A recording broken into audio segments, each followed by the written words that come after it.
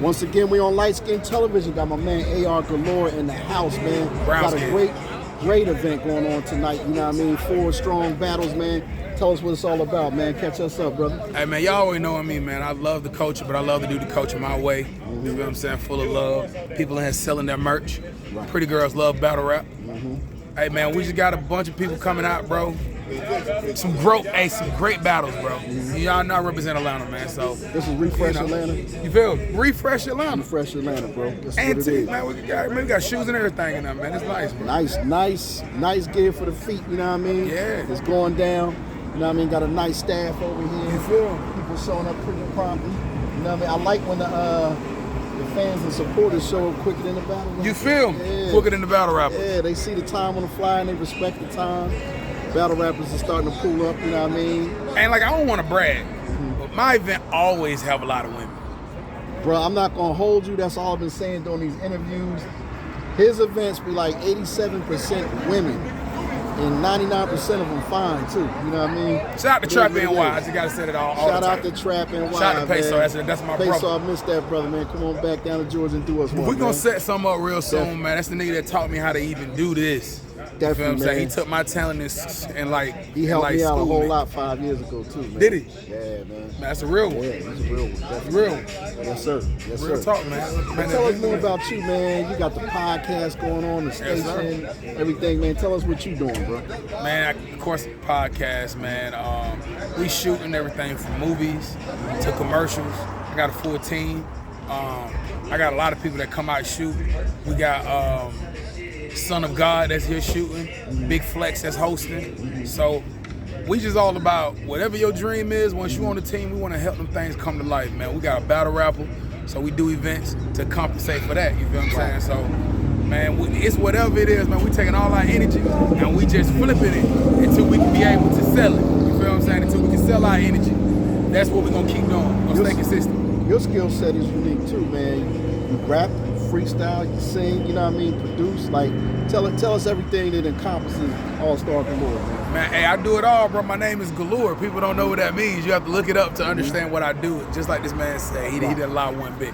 I do everything. I do music. Podcasts have really been paying me, so I've been focusing on that. I host mostly. I was battle rapping, you feel what I'm saying? I took trails to the cleaners, man. Yeah. But you know, Reggie P actually retired me, which is funny. Reggie P, I battled, you know what I mean, my brother, and it was a great battle. He showed up, and you know, he set me down. But I turned back around and had him headline Boss Galore 9, you feel what I'm saying? So that's just how things work, though. But yeah, bro, I try to do all that God blessed me to do, man. God give us all talents, and I try to use as much as I possibly can. And if I find somebody else that got similar talents, try to use theirs as well so we can all get somewhere and make an impact. That's the way it should be, man. How you doing? Entertainment, you know what I mean, the black community, period. What's up? How you been? You know what I mean? That's how it should be, man. That's really how it should be. Man. We appreciate everything you do. And, you know, you DJ. I'm turntable.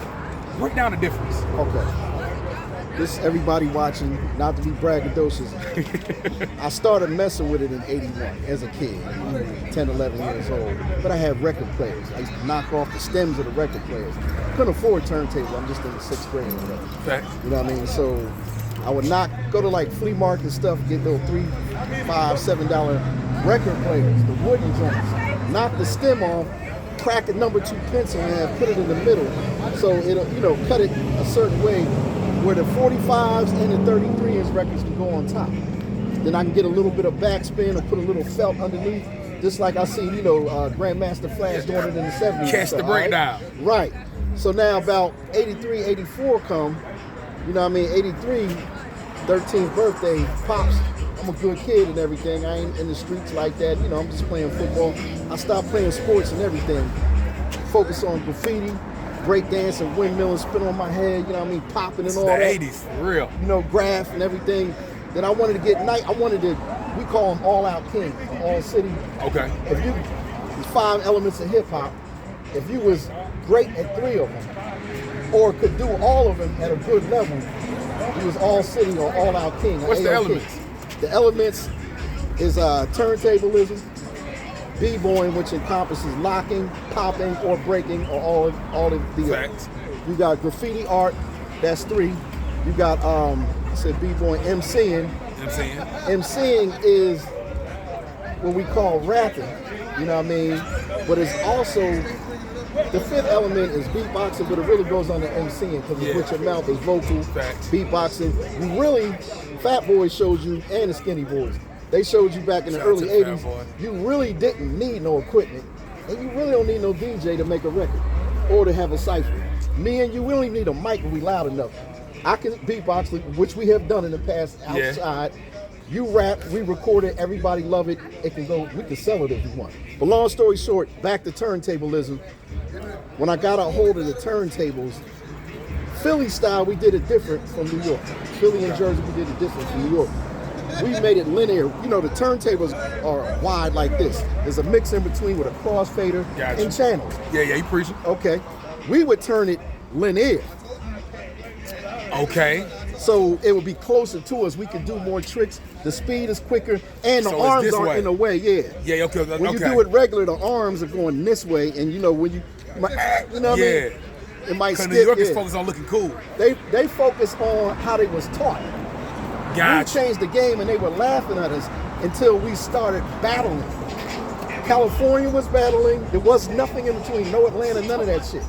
It was turntables. We had them to the side. It was Philly, Jersey, New York, some cats from Boston, New England. California was strong, especially the Bay Area and LA.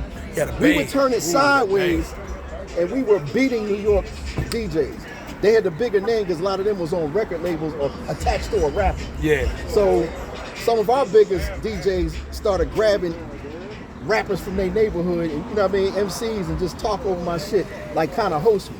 So you had Jazzy Jeff, who grabbed up Will Smith. He had another MC before him in Southwest Philly, Jazzy Jeff. Dropping some jewels. He grabbed Will Smith. Cash Money grabbed Marvelous Marv. DJ Miz had different cats. Tap Money grabbed Steady B. Or vice versa. It might have happened the other way.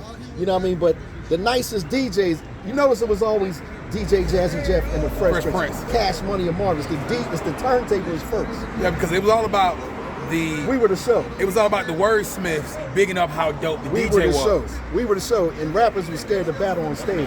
They still scared to battle on stage. They battle on the record. They pussy. That's why we got battle rap right now. Yeah. Battle rap, you 2 men or women face each other, maybe for money, maybe not, and show their lyrical prowess. But what I was saying about the turntablism, you go back and forth on the turntables, you do your tricks, you show your speed, beat juggle, everything kind of like advanced as we went along. We had the new music seminar, which is where we really got our props in Manhattan, New York.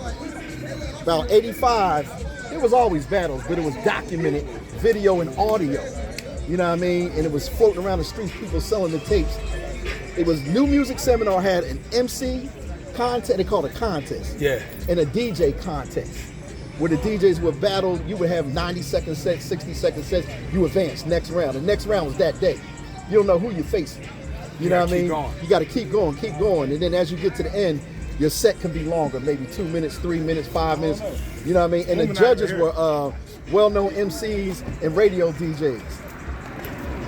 It was well-known MCs and radio DJs were your judges, like Biz Markie and DJ Jazzy J from Strong City Records, you know what I mean, Zulu Nation. Yes, sir. You know, Bambaataa and all them, they was the judges. Bambaataa. They was the judges, and we was up there spinning. So we had that's on the front. Right. Top dudes. So you got to the point where Jazzy Jeff became known first from Philly, my area, because he won the new music seminar. Thanks. Then later it came to be known as the World Supremacy. Yeah. You heard that? Yeah, I heard that. World Supremacy winners, you know, we got belts and shit like that. Then the Disco Music Club out of England. I like this. Listen, the Disco Music Club out of England is white boy owned, it's called DMC. Okay. You had the DMC battles. And we kind of got away from the MCs because the MC shit kind of went to the side, and there was no new music seminar after a while, after about 94, 95, I believe. Yeah. That's when Supernatural and Craig G was going at it. They was winning that shit, but new music seminar, it was too much politics involved with the the turntablism part, the DJing part. Gotcha. So DMC, they put money, they had sponsors, techniques, turntables, all these different Gemini mixers and stuff, all these different companies. Okay, and you can go ahead. No, All, gotcha. all these different companies were sponsoring, supporting their battles, so it became a worldwide thing. You wouldn't call it world supremacy unless people from all around the world was in it. So we had East Coast heats, West Coast heats, South heats, you know what I mean? And we build up till we get to the American Mix Finals, DMC American Mix Finals. You can still find the old DVDs and videotapes and stuff at certain hip-hop spots, but you can find all that on YouTube. Everybody uploading it now. Yeah. So you can do your own research on that. So after the American Mix Finals, if you win that, beat everybody in America, they send your ass to London. Then you gotta, then you gotta battle the nicest cats from Europe, London was slick, had Africa, great music going. London slick is where and they were everybody watching went. us for the tricks and this and that. They did. What killed them is they used different type of upbeat music that they like club type, you know what I mean? Yeah. And it translates there, but we go up there and fuck them up With some new. with just the basic hip hop shit. Yeah. That's what the ears But really to them, want to it hear. was like they know. To them, they know, but Yeah. they trying their own shit. Then they got smart. I was saying in the late '70s, the international DJs start winning every year because they're like, okay, we're gonna use American hip hop music and some different tricks. You know what I mean? Like shout out Spectacular. You know what I mean? The Spanish boy from North Jersey. Okay. He did tricks like you had to do different shit after a while. DJ Ghetto in West Philly too. Break the record in half. You know what I mean? You'll have like a part of a record say, I break it down and put it back together. You're like, I break it down, break it down, put it back together. I break it down.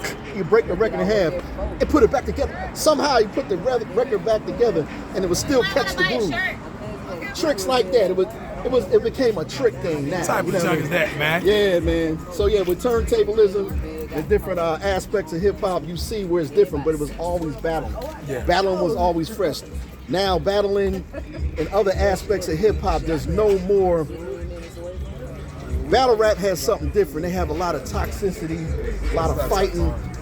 Turntables when it's over, like, yo, man, that was beautiful. Thank you, bro. We gotta keep in touch, blah, blah, blah. Show me what you did, and I'm gonna show you what I did. Let's share ideas. Boom, boom, boom. B-boys, you see the battlers in Red Bull competition, you see it all over the internet. They do crazy, unimaginable things we couldn't do back then. Yeah. It definitely elevated. And they all across the world, they got big crews, 16 people in the crew, 9 people in the crew in different countries. They get together, the money's big, the sponsors are big, no fighting, no talking shit on the internet. They really don't have too much media or nothing like that. That's my next step, you know what I mean?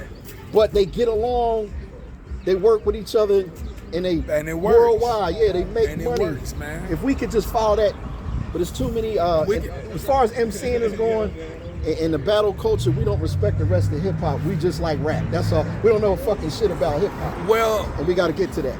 In the '90s, we transferred hip hop to a certain age frame, and I remember Chuck D talking about that. Mm-hmm. Like people thought it was crazy that Chuck D was rapping, and I want to say Chuck D was like what 35. Chuck D? Yeah. 60 something. No. I'm talking about at the time, it was crazy that Chuck D was rapping, and people was like, he was I'm old. glad you said that. Go ahead. Yeah, people was kind of making it like this man was.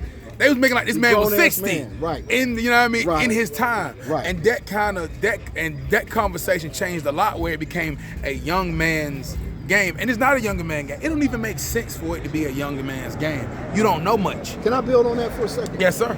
All right. So, of course, you know, hip-hop technically started in 1973, so they say. So they say. To me, this is everyone's got their own opinion. To me, as an art form, when we realized what it was, and when Keith Cowboy from Grandmaster Flash and the Furious 5 coined the phrase, he coined the phrase hip-hop on accident. You know what I mean? They just start going with it. You know what I mean? That was around 77, 78. It became a thing. You know what I mean? The different aspects and elements start coming together. For sure. And it start happening at the same time. It wasn't countrywide or worldwide yet, but it was something. We didn't know what to call it, but they gave a name finally, right? They moved forward. Now remember this. It was all teenagers and preteens doing the shit. Thank you, brother. They were the doers. They were out there performing and doing it. far as the MCs, they started getting a little older. They started pushing 20, 21, 22. I'm talking about the late 70s. He said a little older. Little older. That's old back then. Yes, sir. Then when the records start coming out, they were all singles. No one had an album deal. For like 4 or 5 years, we went through that funny period where there's no such thing as rap music, hip hop music. It was disco music and soul, break beats we had to go over. You don't give a lot of credit to disco music. Disco music lasted. When disco died, rappers were still using disco beats. Yeah. So we didn't have our own music until we got the beat machines, till Grandmaster Flash started creating his own fucking equipment in his backyard, in his living room. He created the mixer with the crossfader. The toggle switch is what they call it. So with that, you have a left turntable, a right turntable, usually a mixer in the middle. Yes. You had channels going up and down. To switch records, you had to push this channel up, push that record, had headphones or you didn't have headphones. But there's no way to channel one sound to the other. So he created a crossfader. It's on some Radio Shack shit. Then once he created it, the DJs were doing it, and he tried to market the product, and a bunch of different companies started biting, was stealing his shit. He didn't know how to copyright. He didn't have the. Everyone got cross. You can't buy a mixer if you don't have a crossfader. Nobody don't want that shit. Right. So for like the last 40 years, you got crossfaders on mixers. Once you had the crossfader, and the equipment kind of improved. Now you see things change. The rappers are getting record deals. The music is elevating. The style has elevated. Now we're going through a change around the mid 80s, around 84. For sure. If you rapping, and I'm going to your point now, when you rapping, the guys that was teenagers in 77, 78, battling, it was crew battles. Nobody was really battling as a solo artist. Yeah. It was the, you always heard about the Cold Crush Brothers. Yeah. Cold Crush, Fantastic Five MCs, Jazzy Five. I'm gonna get y'all back to what y'all did to the Cold Crush. Yeah, what they meant, what we all meant by that is the Cold Crush put in the groundwork. Yeah, they made hip hop popular. They made battling popular. Then the mid '80s come. They finally get a record deal. They drop some dope ass records. Yeah. By '86, they was fucking out of here because all the styles changed. Yeah. And they just look at it as old rappers. Y'all pushing 30. Nobody want to hear no fucking 28-year-old rap. That's how we looked at the shit. Because we was teenagers. Yeah. Yeah. So the teenagers was moving the culture. So you get to the mid '80s, you got Run DMC fresh out of college. You got LL 16 years old. Craig G from the Juice Crew 14. Big Daddy Kane still in high school. Rakim still in high school. Cool G Rap still in high school. This is what we look up to. We 15, 16. The old heads to us was 18, 19, 20. We looking at them like they the old heads even though they knew. If you still rapping 10 years later in the 80s, we kind of got, it wasn't even fair we got you out of here because you was still on the cadence like, it's like this, y'all. It's like that, y'all. And when we do it like this, we didn't want to hear that no more. We want to hear LL with the multi-syllables like Cassie. So we moved them out the way unfairly. The new era came in. They rocked the rest of the 80s. The early 90s came in. It was a bunch of gimmicks. The West Coast shit respected him. The gang element came in. All kinds of other things infiltrated. The booty, ass dropping and all that. Downfall. I ain't taking nothing away from nobody, but the lyricism died from 90 to 92. Then the lyricists start coming back on the West Coast, down south, New York, Jersey, Philly. The lyricists was starting to diss that shit. Now the lyricists that was coming up in their teens in the 80s that not yet made it, they was like, no, they purists. They like, we getting that shit the fuck out of here, at least push it to the side. So then you hear the mixtape DJs. The DJs resurrected themselves when no one wanted to see them battle no more. Gotcha. When you couldn't get on the radio because your shit was too gutter, you know what I mean? Yeah. So now we out there, we get with groups, you know what I mean, or solo artists, and we slicing it up, you know what I mean, on their records. Getting it right. So we get in there, and we got whole hip-hop crews again, and hip-hop acts with a DJ who's now a turntablist and an MC. That hardcore hip-hop came back, that boom bap sound came back. There was different sounds, whatever you want. Had Outkast, Dungeon Family down here in Atlanta. You know, we had different shit. I'm so sorry. He just said something. I just want to say R.I.P. to Rico Wade. Rico Wade just passed away. Yes, Rico Wade just passed. You know what I mean? Atlanta is he the missing general. one. He the general of everything going on out one here. Time for that, man. A lot of us when he beat. We in East Point right now. Rico Wade time. We in East Point. From East Point, Georgia, right outside of That's Atlanta. all I got to say. You know what I mean? Sorry, brother. No. To bring you back to speed, it's like in the 90s, shit might have been at its best because you got to choose whatever you want as a consumer. Yeah. Or you got to do whatever you want. You could do different shit. You could MC, DJ, you know what I mean, whatever you wanted to do. You could be a non-competitive DJ and try to be on the radio or just spin at clubs and still be a rapper. Like Money you do. would You go. could, sing over the hooks, whatever you wanted to do. You're free to do everything because the monetary value was there now. Now they selling records at a high rate. You got college radio shows, different way to push your product without the internet. You got flyers, put shit here, stamp shit. All you know Just what the I mean? money. Everybody looking good. Everyone, you saw the effort in hip hop. Everyone sure. want this shit to grow. Something happened around the 2000s, the mid 2000s, where other music phased into it. It kind of like watered it down. It's like the old artists fell off. If they didn't fall off, no one wanted to hear them no more. I don't want to hear them. They want to hear new sounds. You got new sounds, but it got away from lyricism. Yeah. The disc jockeys all pushing buttons now. They got rid of turntables. The fuck is that? Yeah, they switched the whole The shit up. fuck It is was that? button You world. can't find nowhere to buy cartridges and needles no more. You just pushing buttons. Everyone's a DJ. Your grandmom's a DJ. Your aunt Peaches is a motherfucking DJ. And Peaches. You got computers and laptops. It took away from the love of it. It made it easier. Yeah. Made it cheaper. We ain't got to go out and buy records that don't exist no more. You know what I mean? But it kind of killed the art in a way. Yeah.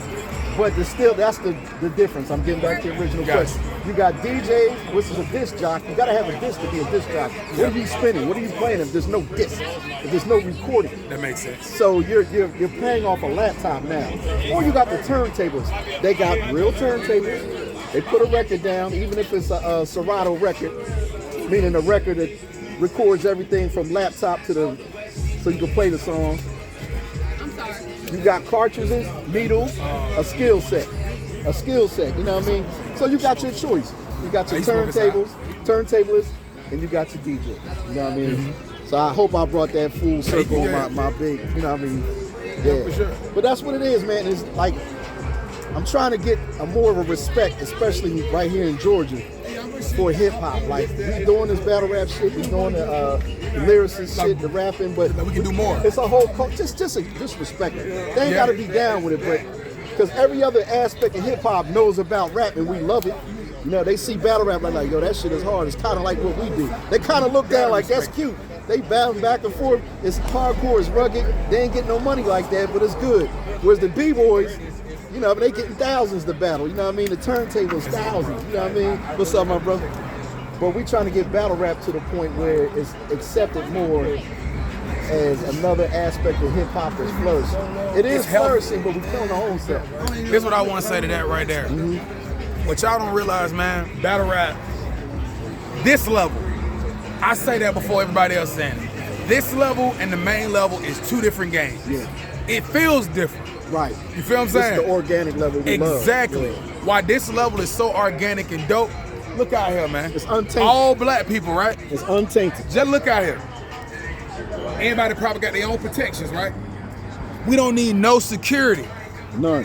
And after they spit their shit, they dap it up and go smoke. That's and then it. they talk about what they said and how they thought about it. What their It's next battle different. is, where you gonna be next month, you going to Florida, you shooting up to New York. And then they become homies. That's it. And So network. this the level, man. But I'm finna get back and try to figure out how I'm gonna start this on up. Yeah, you a league owner, And- man. I ain't trying to No, hold I mean, you, it's but all good, bro. definitely- Hey, shout out to Look at this man, social bro. media too, bro. All-Star underscore Galore. One more time, All-Star underscore Galore. And just because I'm a mega marketist, if that's a word, marketist. Shout out to goddamn classics. That's my motherfucker. And the ladies, Pretty fan girls of love battle rap, man. That's what's up, Hey, man, man. classic coming, bro. Classic coming, bro. you know it. Lightskin Television. That was my man AR Galore, All-Star Galore, Bars Galore, volume number 9. You know what I mean? It's that mayhem right now. It's going down, man. We're about to go on this event. Check it out. I'm gonna give you recaps after the joint is over. We're gonna get some more interviews. And he failed to mention, because I was running my mouth, it's gonna be a big cipher after. It's gonna be a microphone cipher here. I'm gonna be beatboxing. All the MCs gonna jump on and spit. We're gonna do it. You know what I mean? Real hip hop out here. The elements. Lightskin Television, DJ Supergod, aka Lightskin U, and we out. Peace.